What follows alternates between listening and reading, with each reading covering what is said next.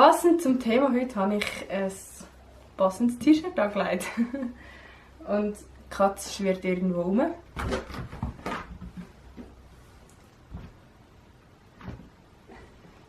Ich blende euch mal Bilder ein, wo sie das erste Mal so ein bisschen durch unsere Wohnung getapst ist und eigentlich gar nicht scheu war.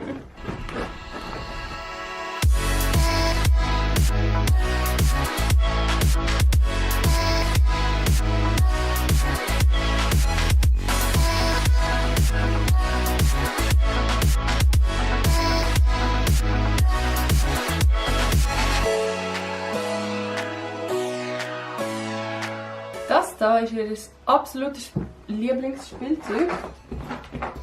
Mit dem hast du sie immer im Sack. Gell? Gell, du?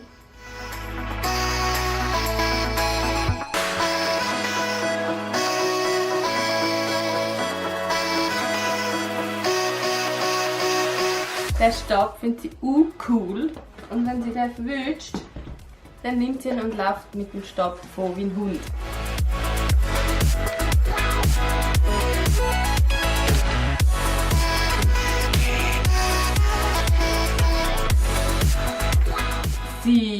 Es ist ein Weibli. Wir haben sie von einem anderen Bauernhof bekommen und sie ist mega verspielt. Unsere andere Katze, also der Knüderli, hat sie zuerst nicht so toll gefunden. Er findet es immer noch nicht so toll, aber jetzt können sie immerhin schon zusammen. Oder besser gesagt, getrennt voneinander, aber nebeneinander. Das Nachtessen oder so. Sie sind noch nicht Best Friends, aber sie kommen schon zu Schlag miteinander.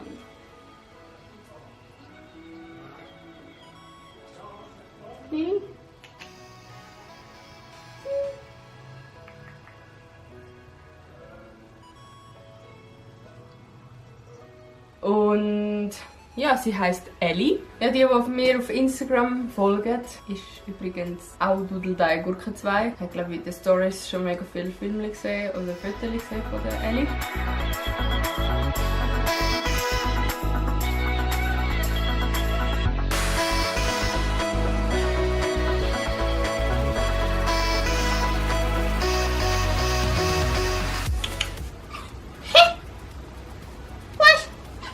Und ich gehe jetzt mit ihr noch ein bisschen raus.